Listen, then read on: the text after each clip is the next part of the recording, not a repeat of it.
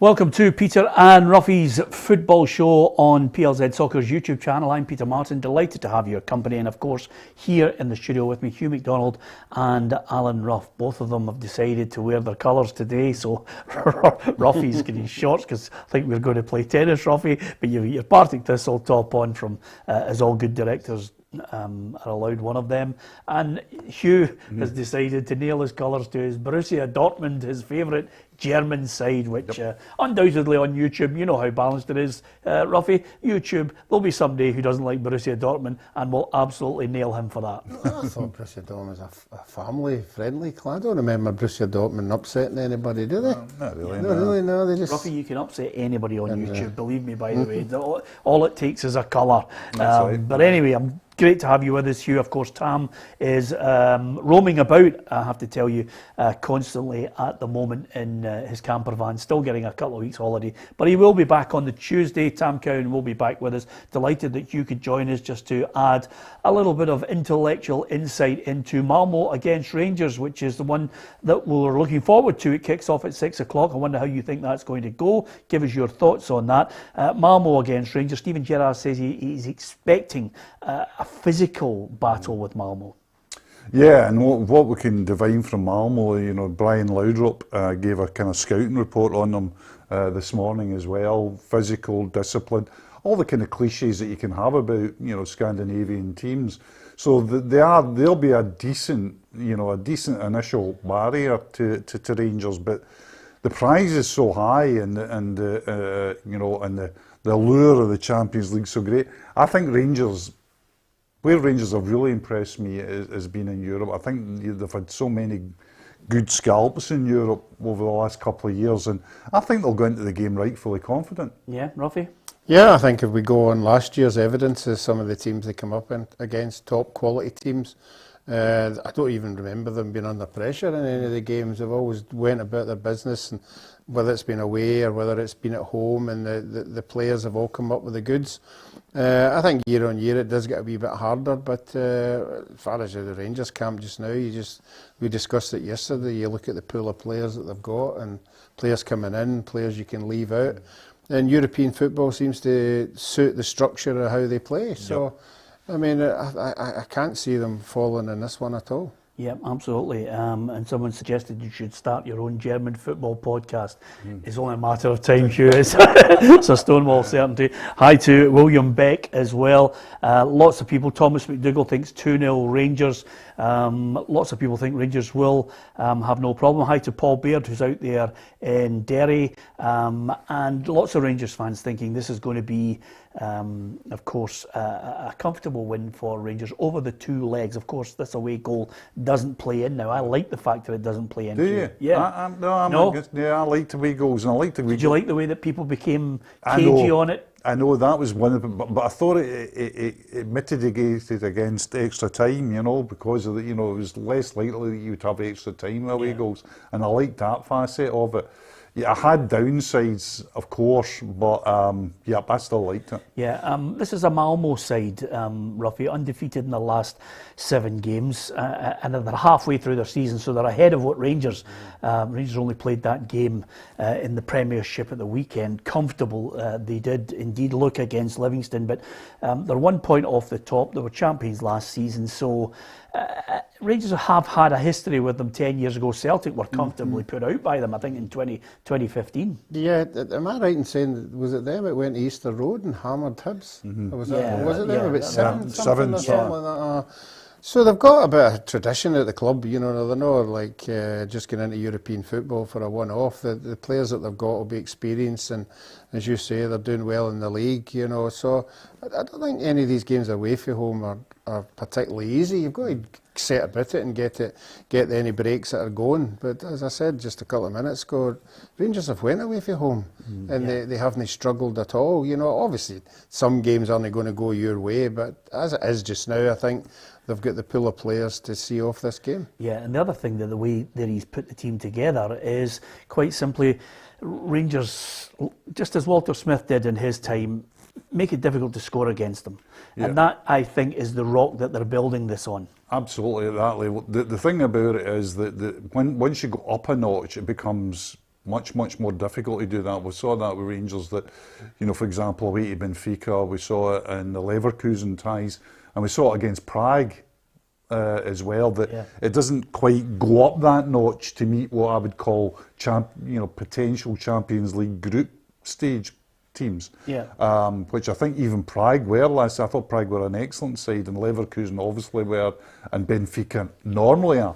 But at this level, which I would say is just below that, I think Rangers are defensively strong, Peter. I think they've got a defensive organisation that takes really good players like a Havertz at Leverkusen to break open, and I don't see that in Malmo. It's a good point. It's the first time, actually. I mean, the Slavia team, I thought, was the first team that was technically gifted and had players that could cause them problems. I always feel the one great thing about, you know, whether it's a Rangers or a Celtic side, is you need someone who can unlock defences. You need someone who can make it a 2-on-1 suddenly, and Slavia were able to do that at times. And Leverkusen the year before, but they had Havertz and his pomp at that time, and they could do that.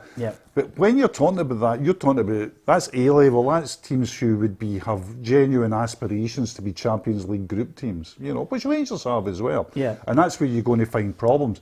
I think Malmo are, and we'll find out if I'm right or wrong, I think Malmo will be just below that, and looking at their personnel, they don't quite have that number 10 or, you know, that central midfield player that can move a defence about and create. I'll tell you who Rangers do have, though, that I think this season, I don't know about you, Ruffy, but I got a strong sense that Kent could run riot this season.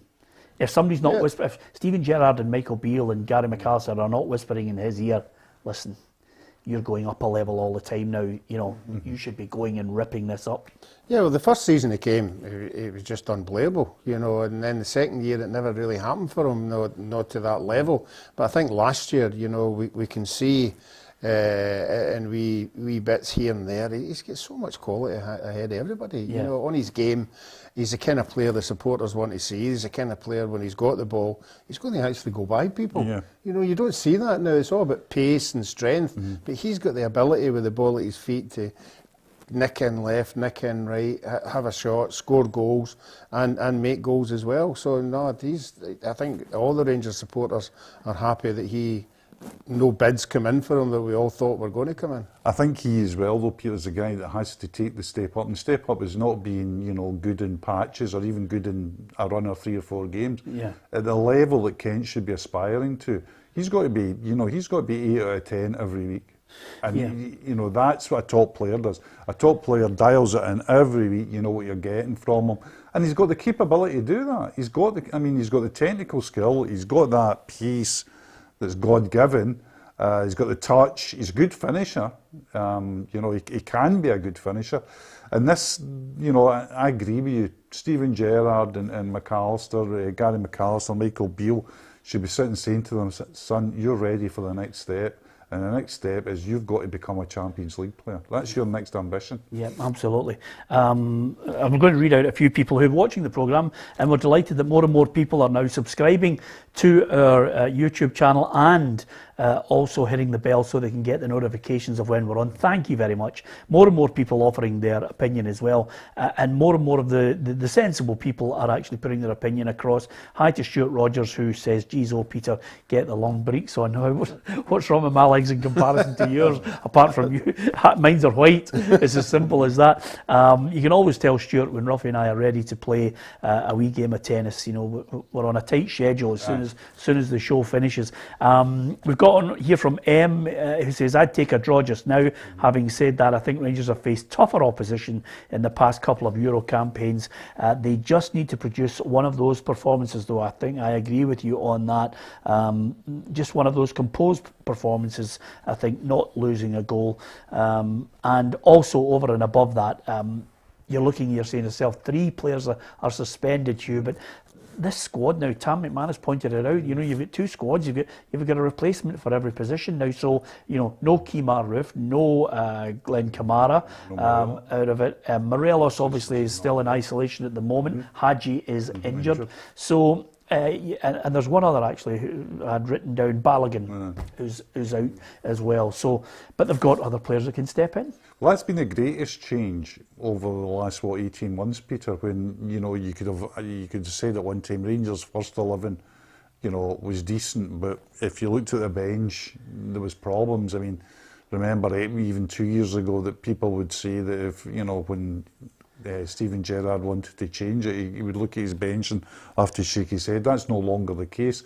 I think things will move pretty quickly this month as well at Rangers. I think there's questions to be asked there as well, particularly over Morelos. There might be a question over Camara as well, and how they deal with that, and presumably they've addressed Morelos in a way already. Bringing in the striker, but I think there's still a bit of stories to be written about Rangers transfers in and out before the month ends. Yeah, a big hi to Ronnie Chapman as well. He switched over from Facebook to join us and offer his tuppence worth on how they think this is going to go.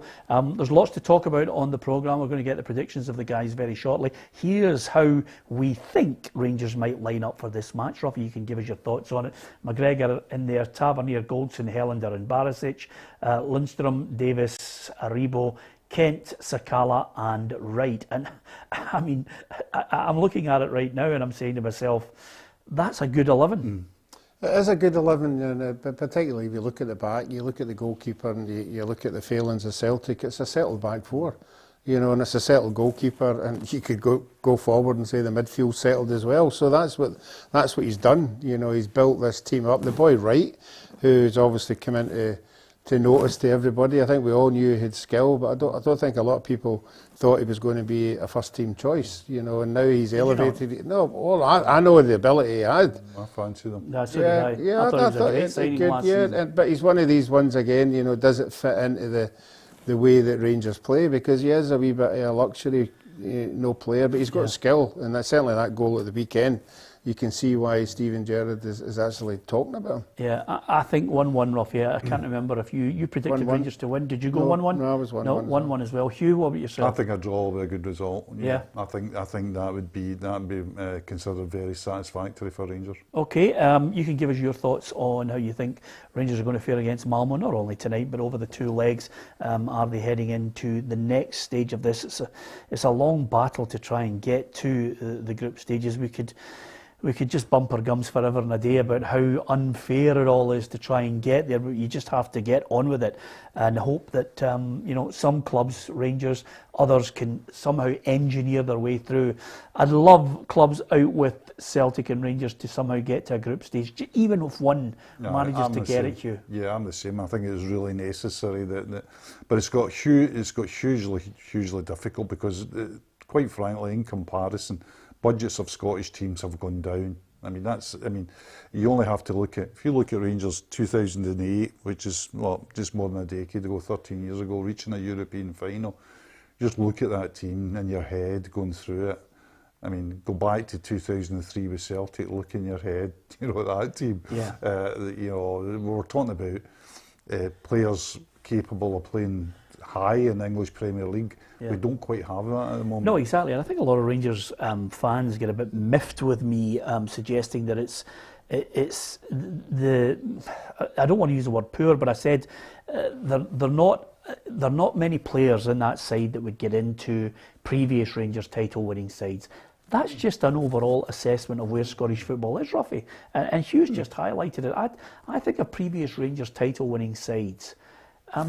I'd be hard pushed to think of anybody. Steve Davis apart because he's been in a Rangers title-winning side. You can't argue that one. But the rest of them, I think, you'd be hard pushed to think of anyone who's getting in to the other teams. No, but he's identified players that play in a team game. He's not got players for the level he's playing in. You can't have. I'm not being harsh on Rangers, but there's nobody in that team who would play for a team in the English Premiership. But he's identified, players. Maybe one or two, Ruffy. No, maybe. Ollie. we'd have a shot. The goalie, even the goalie at his peak. The goalie. I'm talking about now, but I'm talking about the 11 that you've flashed up in that screen there. Yeah. You know, I can't see any of them playing for an English Premiership. I'm not taking away. Kent would play for some of the Leeds. He'd play bottom half. Yeah, but he's getting better. Yeah, he's getting better. But then I'm not knocking him because of that. I'm just stating the fact that there's nobody coming in. Well, nobody come in for Kent. Well, nobody come in but taken for 12 or 13 million. And we all know he's a good player, and we all know the Rangers players that are in the team are good players. But there's nobody coming in to snap them up to play in the Premiership. And likewise with Celtic, I'm not just saying that just because it's the same with Celtic. We're talking about the level of players. Yeah, I agree with you. They're not Premiership players. But don't try and dig yourself out of a hole, because I know there's a list going about at the moment, Hugh, where certain people are going on it, which brings me to my next topic on this, because if we're talking about Rangers going through over the two legs, on the park, off the park, the war continues, Hugh, because there's a letter that Murdo McLennan has put out to 41 clubs, and you have a look at it here, you can see exactly why he's miffed. The contract, this is with Cinch, is by value the biggest single sponsorship deal in the 131-year history of the league. In the context of what is, by any measure, a challenging economic environment, our chief executive and the commercial team deserve huge credit for delivering this deal. It is therefore very disappointing that one of our clubs has not felt able to deliver inventory to Cinch. Your board will be discussing the situation later this week. I will, of course, be in touch thereafter to give you a further update. Now, this is prompted by Murdo McLennan and the SPFL board on the basis that Rangers won't wear the sponsorship on their shirt, certainly wouldn't offer up a man of the match regarding the sponsorship as well. And Stuart Robertson, the managing director, has questioned the Sky deal, and also they are far from happy with this 5-year deal for the SPFL right across the board. Now, is there an agenda in your mind? Do you think there is some kind of ulterior motive to all of this unrest? Yes.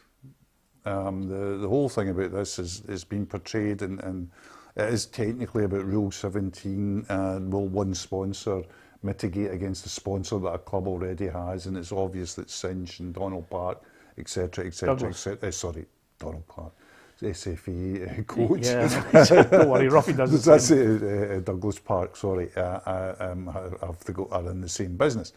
But the real story behind it is Rangers and Neil Doncaster. This is a row that's been going on for some time. This has been a dissonance that's gone on for some time. I don't think it would be too aggressive to say that Rangers have had Doncaster in their sights.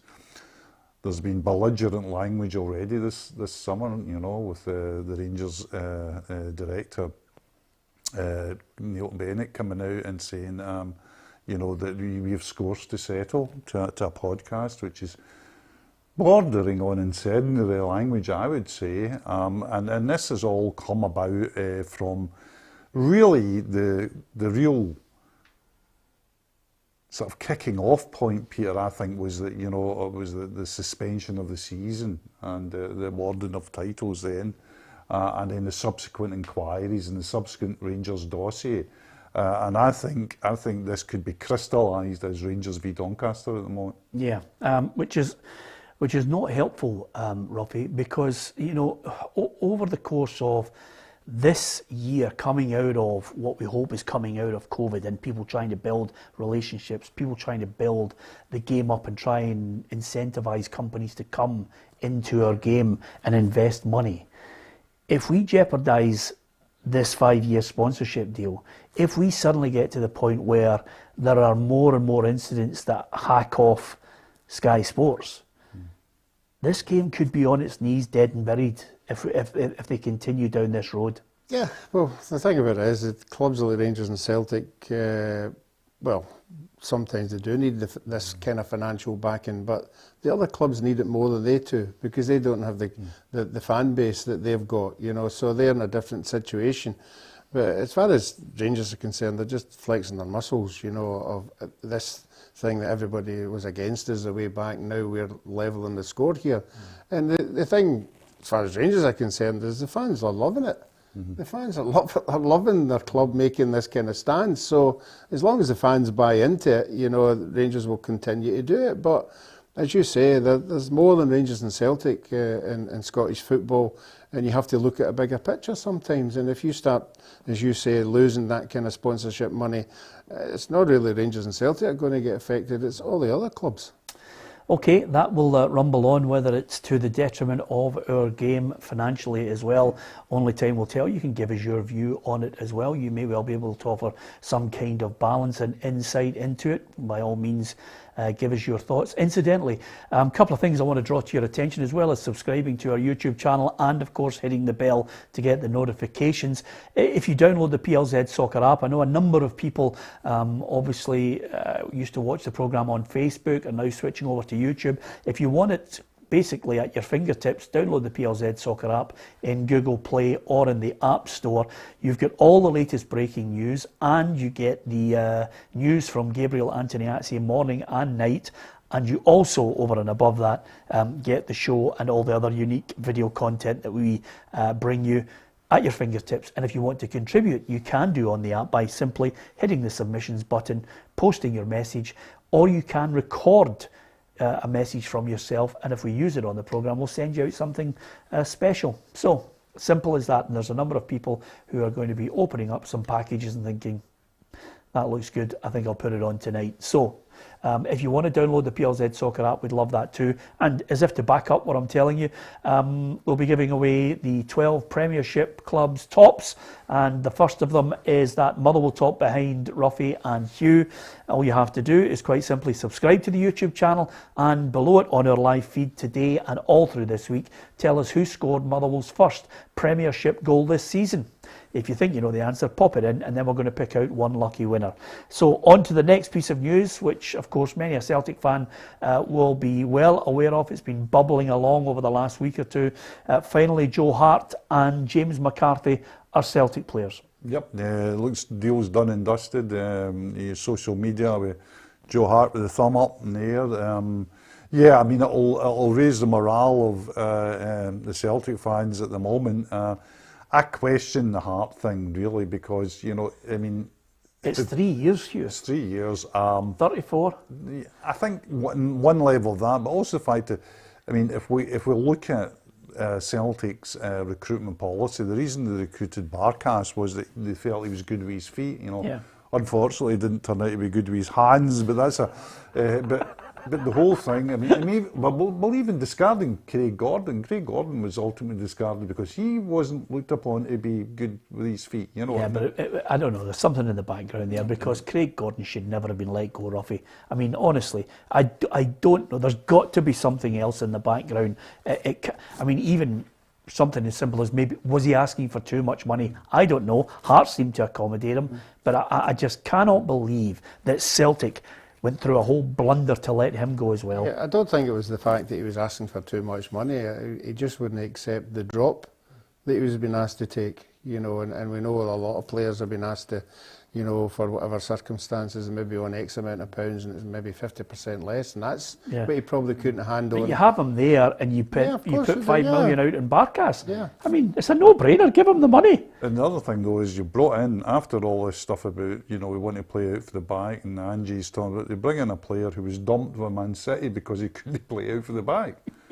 You know, that, I know. I mean, come on. And by the way, in the last week, I mean, I've been at the games and I'm looking at them over the last few weeks and I'm thinking, Joe Hart, I mean, at one point they were trying to play in a triangle in their own 6-yard box. Well, see, that's what Manchester, we all know, we watch Manchester City on a regular basis, and the you know, the 6-yard box is like Sucky Hall Street at the fair, you know what I mean? It's like, and they play it, and that's, every top goalkeeper now plays with their feet. That, I mean, as soon as Pep came in, you know, Hart was on the way out. I mean, because he just like, he's not the kind of... So I'm not getting against him as a shot-stopping goalkeeper. I actually think he's a very good shot-stopping. But if the Celtic manager is looking for a player to play out for the back, he wouldn't be top of your list. No, and the other thing about it, Ruffy, is there's a distinct strategy at the moment, short term, which is quite simply, if we're going to try and get a higher calibre player, we're going to have to start signing players that through some kind of opportunistic fate twist, call it what you want, nobody's biting for them. So they've been able to get Hart because Tottenham have signed a better goalkeeper as a backup. They've been able to get McCarthy because people are looking at McCarthy and thinking, 30 years of age, injury prone, you're out there, you can get a hold of him. And he's got a 4-year deal. Yeah, well, people will put it into the category of panic buying, and... No, I don't think it's panic buying. I think it's opportunistic on the basis that they're available and they're a better calibre than they can usually get a hold of. Yeah, I agree with that. And I think, though, the other thing, though, is it goes against policy, because usually the Celtic policy, and it was always, enunciated as such, was, buy a little gem and shine it up and see what we get. So... you're talking about some of the gems that really sparkled, like Wanyama, Foster, Van Dijk. People forget, Frimpong's been forgotten. Yeah. Because Frimpong sort of divided supporters, but Frimpong was an extraordinary piece of business. 500 grand, stays for what? A couple of seasons, and you sell him for 13. Yeah, and by the way, Hugh, I want to emphasise this, and we've got one from HBS, which again I'll read out some of the people on YouTube who don't have their proper name, but obviously are trying to make valid points until such times as legislation forces everybody down the same road. But he says, Peter, signing Hart is a definite improvement on what is there already. McCarthy can be a decent signing too. I absolutely agree with you. I think both players are a good signing for Celtic. People will wait and see if Celtic are going to play the way Ange Postecoglou wants to play out at the back, Ruffy. They'll wait and they'll determine what work Joe Hart has done. He's certainly a good shot stopper. I mean, there's absolutely no doubt about that. And the other boy, McCarthy, I think is a good midfielder. Oh, he's a good... I mean, there's no doubt about that. I mean, but as you said, there's a reason for players being in the league they're in. I mean, players are now in every team for a reason. You don't find little hidden gems for long, because once there's a gem, somebody's snatching them away. And that happens as young as 16, as we know now, with the German clubs are identifying players in academies, Peter. Celtic, Rangers and elsewhere. So every player's there for a reason, and you made it very clear. The reason Hart's up here is because it's a good move for Joe Hart. He gets a decent wage, he gets a signing on fee, and he gets competitive football, all of which he couldn't get competitive football in the Premier League in England. We talk about him playing out for the back, might not be his best. It certainly would be exposed in the Premier League. It might not be exposed in the Premiership, Peter, because teams are not likely to press Celtic's goalkeeper as much as they would, at a higher level. Don't bet on it. Listen, as soon as you smell blood and you think there's a weakness, you're on it. But I don't mind being a shot stopper. If they had a shot stopper, they wouldn't have been in the mess they're in now. They've had two goalkeepers who can't stop particular shots. I mean, match winning. And the other thing about it, they still haven't addressed, and let's not kid ourselves on here. And by the way, I've just got to give a mention, HBS 2304 was Hugh Scott, who regularly posts messages to us on Facebook, but obviously he's got a pseudonym for YouTube. Why, I'll never know, Ruffy. Does anybody need a pseudonym on Facebook? If you've got something to say, by all means say it, stand by your name, and give us your thoughts. But it's great to have you with us over this, Hugh, because more and more people are realising we're on YouTube, we're regularly on it as well, and you can actually get it on your big telly. No. There's nothing worse than, there's nothing better, Ruffy, than seeing my big bald face and your tan and Hugh's German outfit there in all its glory in HD. So thanks for everybody giving their opinions on this. They're signed. We'll wait to see exactly whether they're good, but it's another two in the bag. McCarthy play? What position is this? Oh, he's playing centre midfield. Right. He'll play the. I think he might even play the Brown holding. I think now he will start to with McGregor that two in there. So we're saying Christie's gone then. Christie and Edouard will go. Hey, listen, by the way, you'd need to be off your nut not to sell him. What is he got? 6 months left. Yep. 6 months left in a deal. You'd have to sell him. You drive him down. I mean, if Edouard's gone. Edouard's a man down. I mean, Edouard for me is the same as he started last season. He's waiting to get the motor. I think he's out of gas. I mean, the big problem for Celtic is Edouard staying, not Edouard going. No, seriously. I mean, it is. They've got to cash in. And if Edward's muttering about, well, you know what, and Brighton's not what I quite envisaged. I was envisaging Lyon or Arsenal or something else. And by the way, a year ago, that would have been realistic to me. I still think Brighton might bite. But the other thing about it, Hugh, is, as well as him, I think Griffiths could go. Yeah. I think they'll let him out on loan because there is no appetite now to put up with any more shenanigans. No. So I think he'll go as well. And I also think they'll be looking and saying potentially another 2 strikers, you know, and then from there you're waiting to see what's going to happen. I mean, the Japanese player Kyogo Furuhashi was speaking yesterday. He's delighted to be there. He's got Scott Brown's old number 8, and he did mention that of course he's well aware of another man who came from Japan who was able to light up Celtic Park, and that was Shinsuke Nakamura. まあやっぱ一番僕にとってもファンサポーターの皆さんにとってもまあやっぱりチャンピオンズリーグのマンチェスターユナイテッド戦で決めたフリーキックっていうのは本当に歴史ある素晴らしいゴールだなと思いますし、僕もチャンスがあるならそういう大きな大会で結果を残せたらな、このクラブで、この素晴らしいクラブで結果を残せたらなと思います。So there's a man who knows the history. Obviously, he's seen Nakamura score the goal against Manchester United. Again, if you look at his YouTube, you know, you think to yourself, he scores some good goals. But then again, if you look at YouTube and you see Ruffy against Andy Ritchie on a very, very cold day at Capello, you think Ruffy wasn't a great goalie when really he was. I thought he had a great introduction at the weekend against Hearts when they came on and went to go buy 2 or 3 players, and it just didn't happen. Somebody just take me out.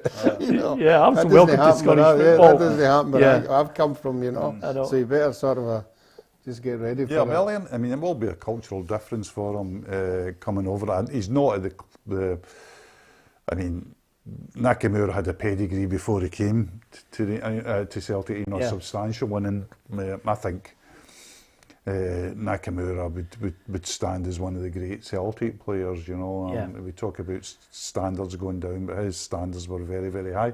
Should he have been spoken about the same level as a Moravcik, a Larsson? Oh yeah, well, Larsson. I mean, I think Larsson. I think Larsson, you're going into, you know, Lisbon Lion territory. I think if you're talking about Larsson, for me, you're talking about Celtic all-time 11, right? Yes. So and he would be a must in that. Nakamura might be Celtic's all-time, you know, 22 for a Champions League game. I think what Nakamura had, which was they had the respect of his teammates, and that he had that thing where he would take the ball in any position whatsoever. If he were in trouble, Nakamura would take it. And I think the other thing was his work ethic. We all know that after games you couldn't find him because he was doing all these warm downs. So he that professionalism permeated the squad. But technically, in a free kick, I mean, he was world class. He was junior. He was top drawer. He was just there was Beckham that class. We'll wait to see about him because obviously we don't really know overall how he's going to hit the ground running, Ruffy. But of the 2 players that have been announced in the last hour, Joe Hart and James McCarthy, a hit. I think Hart can do a job. He's experienced, and I know he's not been playing that much football, but if teams like Tottenham are confident to have him hanging about and think he's good enough to step in, then he's good enough to play in our league. You know, and the bottom line is he's better than what's there. And that is it. You know, that is it. He is a top-class goalkeeper. You know, I can't remember off the top of my head how many England caps he's got, but I think it's a lot. You know, so he's got the experience. I mean, it's okay having a good goalkeeper, but you need to improve that four that's in front of him. Because a lot of people will tell you you're only as good as the four that's in front of you. So the better that gets, the better he will get as well. It's how you get Barkas off the book. How you get him off the books? Oh, you give him on loan right away. Barkas has got to go out and loan right away. I mean, there's no way they can keep him on his wages with Bain there as well. They go back to this one, presumes. The other thing, 75 times he's been capped for England. The other thing I was going to highlight to you, though, Hugh, is Celtic have never been. I always look at Rangers and think of great goalkeepers. Celtic have never been famed for great goalkeepers. It's only a couple, maybe over 50 years, and then the last 20 years, I think they've paid particular attention to it. Yeah, I 20, think 30 maybe. I think in the last 20 years they've had two of their best ones. See if you can guess. I'm not going to show you the clip right now, but see if you can guess the 5 that we've put in our video clip. Goalkeepers. The 5 best goalkeepers. The top 5 that we think, and then somebody might argue. How far are we going back? How far are we going back? We're not going as far back as Frank Haffey. Okay. Not as far back as Ronnie Simpson. Yes. You've got to go back. We are going back. Yeah, we're going as back as, but that's the line, 65. Well, first 3 for me with Foster, Boric. Oh no, sorry. We're going back in their history completely. Right, so you're going Foster, Boric, Simpson, Thompson. And John Thompson. Yeah. And that leaves you a 5th. Who would you take as a 5th? I'd throw Pat Bonner in there. Maybe. I thought Pat Bonner was a fantastic servant. Let's see if you've got it right. With the imminent arrival of former England goalkeeper Joe Hart at Celtic, let's take a look back at the best keepers to ever wear the green and white. Fraser Forster had 2 different spells at the club and he won the league title in every one of his 5 seasons. He put in some monumental performances, including the 2020 League Cup final against Rangers and the 2-1 win over Barcelona, earning him the nickname La Gran Muralla. Artur Buric made 221 appearances for the Hoops and became a fan favourite for his passionate displays. Boric's penalty save against Manchester United is still remembered by the Parkhead faithful, as it took the club into the Champions League knockout stage. Paki Bonner was a one-club man and he made 642 appearances across 17 years. He's kept the most clean sheets in the history of the club. He won 12 trophies and was also a hero for Ireland at the 1990 World Cup. John Thompson started for Celtic in the 1920s and despite being only 5'9", he was one of the best goalkeepers around. He tragically died in an Old Firm game in 1931 after colliding with an opposition player, but is still fondly remembered around the club. Ronnie Simpson did not join Celtic until he was 34, but he went on to make 188 appearances for the club and he was voted their greatest ever goalie.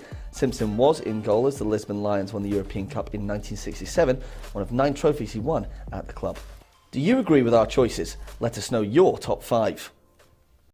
Yeah, it's one of those ones that's open to debate. Who do you think should be in the top 5? Have we got it right? I mean, that's everyone you mentioned. Yep, I think we got there. Obviously, my 7 games never came into consideration. That's like a shock.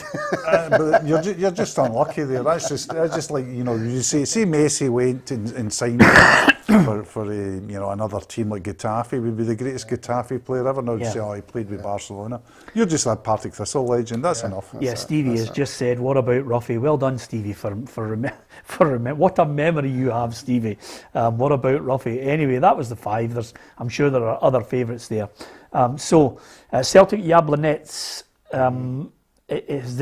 Should this be a game where you think Celtic can get past them? Yes, but the big thing with Celtic at the moment, I didn't think they played that badly against Hearts. Neither did I, but the back line's poor. But what Celtic really need now, individually and collectively, is they need Joe Hart to come in and make a couple of saves. They need, Julian back alongside Starfelt. Starfelt to win a bit of header, and most importantly, what they need to do, and it sounds so basic, they need to win a couple of games. Yeah. How many more signings do you think they need?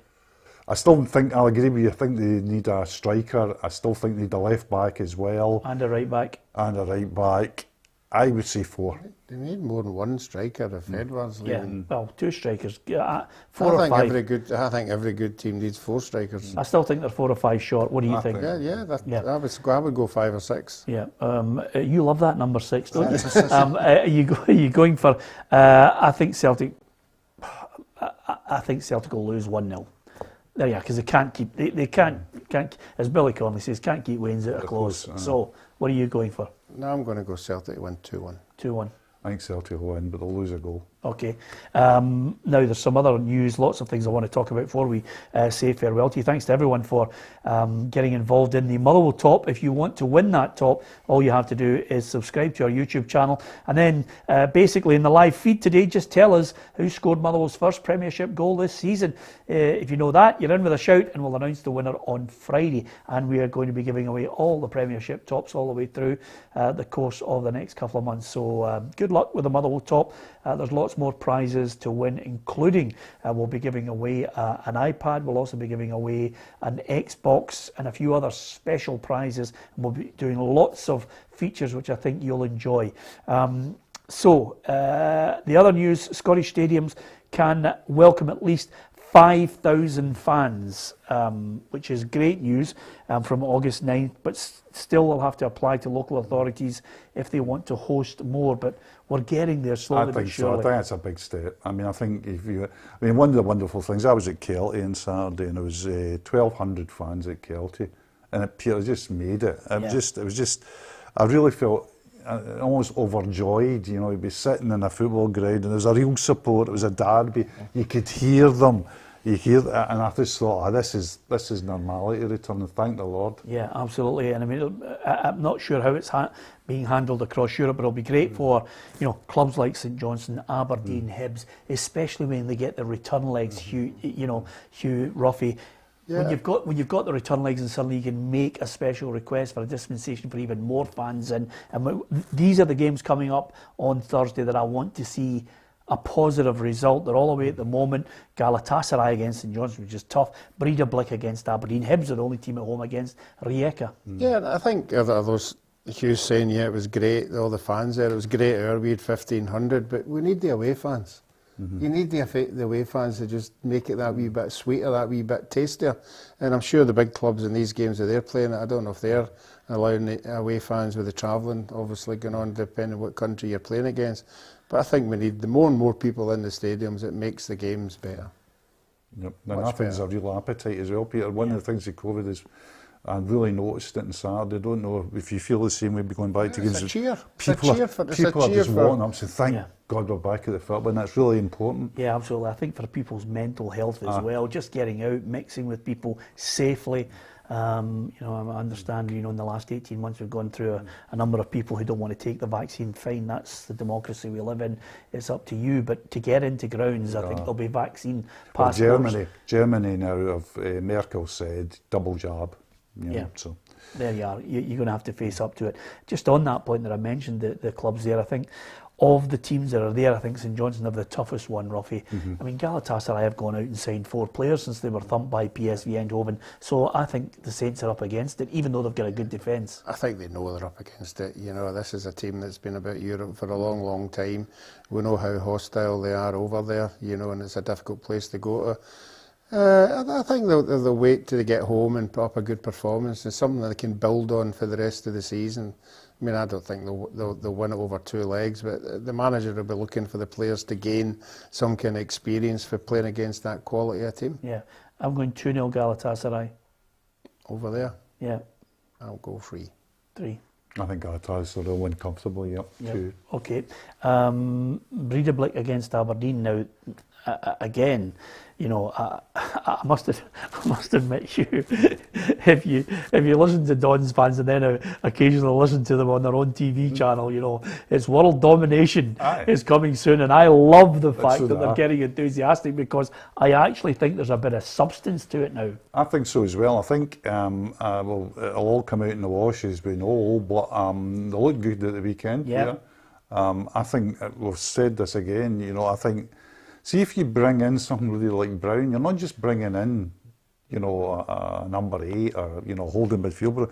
You're bringing in everything that has got him to the top. Yes. And players look at players and say, how did he get where he is? And that rubs off in training, attitude, battling qualities. What does he eat? What's his diet? Why is he going home here? Why is he... I mean, I always remember watching someone like David Weir at Rangers. I always remember going to a press conference and a door opening to a gym. And this was about 5 or 6 o'clock at night. And David Weir was in there doing his stretches. And he says, no, I stretch for an hour and a half after every training session. Yeah. And that kind of thing, that professionalism. I still think they need a couple of... I think they need a couple more like Hedges. They need somebody that can go and punish teams. The McGinn's not, and I'm not too sure about, no harm to the boy, but I think they need some other cover, an option for Considine. Yeah. You know what I mean? I mean, there are legends that suddenly you think, once you start hitting levels, you're going to get caught out. Yeah, but that is it. It's the levels go up. Yeah. The levels go up and you get exposed. Every player's the same. I think, yeah, and the difficulty is the players that you're talking about, good, solid, reliable defenders, they don't come cheap and they're hard to source. And game breakers are difficult as well. So I've got the notion though that, I've made some inquiries, but I've got the notion that Aberdeen have got a pretty sophisticated scouting operation going on at the moment. Yes. So I think they know what they want. Well, Ramirez is full marks to them for getting in. He looks a player. Well, Glass has listened to people in the know over here and identified the players that he needs for that team. They've taken the Motherwell captain. They've got the Celtic captain. I don't know if Ramirez was the captain over in his team, but they've got a structure right through the team everybody else can build on it. Yeah, Ruffy, here's that Rangers team. McGregor, Tavernier, Goldson, Helander and Barisic, Davis, Lundstrom, Arfield, Wright, Itten and Kent. So we're a wee bit out on our possible lineup for it. McCrory, Hogarth, Bassey, Hadji, Simpson, Patterson, Kelly, Sakala and Lowry. So Arfield, totally get it. Experience is absolutely king here. Well. And maybe Itten is just to give them that wee hope of a set piece. Yeah, and probably hold the ball up as well. Yeah. I think Itten's pretty good with his back to go. Yep, okay, so there you are. And the other team that we've got to mention is your old team, the High Bees, Ruffy, at home to Rijeka. It's all been good. I mean, it was a 5-goal thriller at Fir Park, but there are good signs for the Hibbies this year. Yeah, I think the supporters will be excited with some of the players they've got, some of the new players. I think he'll still want to add 2 or 3 as well. But no, I think the more games you get against European opposition, it's a different style of play from playing in the Premiership. So it's new players you're coming up against, and the more wins you get, the more confidence you will have. So no, he'll be looking for a good home win there. Yep, absolutely. So we wish all the Scottish clubs well, and thanks to so many of you on our YouTube feed offering your thoughts on not only Rangers and Celtic, the new signings that have been breaking in the last hour at Celtic, Joe Hart and James McCarthy. You can give us your thoughts on those signings, and of course tomorrow on the programme in the company of Tam McManus, Charlie Adam and Ruffy, we'll be discussing Rangers' performance against Malmo, hopefully a positive one that we can look back on, and you can give us your view on that as well. A couple of things I want to get your thoughts on, guys, just before we go, and it is quite simply down south where the money is aplenty, suddenly we've got player power taking over, and Harry Kane digging his heels in. I think Tottenham are looking for 160 million, which you can tell right now they're trying to pay that stadium off quicker. Well, and 160 million will just be the transfer fee. What are you going to pay Harry Kane to come to your club? You're going to pay him at least $1 million a month, at least. And you're going to have to get rid of 6 or 7 players in the old Fair Play League. I mentioned it to Ruffy yesterday. Man City, honestly. I mean, who are they kidding? They're not kidding anybody, frankly. I mean, you look at the way they tot up the money and the way they've talked about what sponsorship is given, etc., etc. But I think the way it'll happen is, I think once you've got a player like that, there's a general, Ruffy will know this now, when there's no holding on to the registration. The thing is, it goes on, and eventually Daniel Levi says, listen, I had to let him, we fought to keep him, we had to get him go, and you paint Kane to the fans, this is the bad guy, he wanted to go, and you take the money. The one thing I would say, Ruffy, and I'll leave this thought with you, if suddenly they parade Harry Kane and Jack Grealish, I think at the end of it they should just do a little sign at the end of it saying, last one out, put the light out, because the game's up if they sign those 2 players for me. Yeah, there's certain players, if they identify these 2, we know Kane will score goals, so there's no doubt about that. And the boy Grealish lights the place up, doesn't he, when he's on the ball. Even when England was playing, I couldn't understand why he wasn't thrown on a lot earlier than what he should have. Thrown on and pulled off. Yeah, exactly. I know, you couldn't believe it. Barcelona set to announce maybe a 5-year deal for Messi. Messi can't go anywhere else, can he? He can't really, but I mean, that's a situation when player and club are really, really trapped. Yeah. Because I mean, Messi must think he's Joe Hart. 5-year deal at 34. And the other thing about him as well is that this fair play. I mean, Barcelona are deep down in the hole financially, and they're trying to get rid of players left, right, and centre because of the wage thing, while funding Messi's deal. Okay, just last thing here now. We don't mind if you're arrogant about it. You're top of the predictor table, Hugh. 13 points from the weekend. You had an absolute howitzer. How do you feel? I feel one weekend at a time, because over the years I've never been near this. Ruffy's always been very you're good. in this time though, but the problem is there's 6 of us in it, Hugh. So all I'm saying to you, and I know what you're like yourself, you are going to have to go into the house. If you fall behind and you lose this, you're going to have to get into the house, go into the back room, take up the 2 bits of the floorboard where you stashed all the cash, and you're going to have to get out and take us a howitzer of a night out. Well, I don't do that now. I've now got so much money flushing into my account that actually, do you ever notice the Hugh Babino scene in Breaking Bad, when you open up the garage and it's just filled with money and he lies on top of it? I do that in the living room. I've got a wee set of ladders. I just climb up and I line my money in the living room and watch my telly. This is, I was thinking more Hugh Escobar, money in the garden. That's right. Brilliant. £2 million in the fire. Although giving your address out there. I know, exactly. Although the producers just said Scrooge McDuck there. But nevertheless, you're at 13 points, you. Closely followed by myself on 12 with Alison, and then it's Gabs on 11, Tam on 10, and Ruffy on 8 from the first weekend. Ruffy's had a stinker. Penalty miss. That's a Johnson penalty miss done me in. That done me well, because that was a correct score for me. Yeah, absolutely. Listen, to each and every one of you, thank you for watching the programme. I really enjoy the fact that you are all joining us, spreading the word. If you can, please hit the subscribe button and tell your mates. That's where we are all this season, Monday to Friday at 4 o'clock till 5. And you can also get us if you download the PLZ Soccer app in Google Play and in the App Store as well. All the latest breaking news, and you'll get the news from Gabs in the morning and in the evening, and we'll be out doing special features, I can promise you, and you'll get the show at your fingertips as well. Simple as that. There'll be special guests. There's some one-to-ones coming up that I think might interest you as well. So there's everything you want if you love Scottish football and you want to give your opinion as well. You can do on our app. Hit the submissions button and record your message. And if we've got you on the show, we'll send you out something that I think you'll like. Simple as that. Great to have Hugh on with us. Great to have Ruffy as ever. He'll be back with us tomorrow. From myself, Peter Martin, and everybody here at PLZ Soccer on the YouTube channel. Thanks for watching.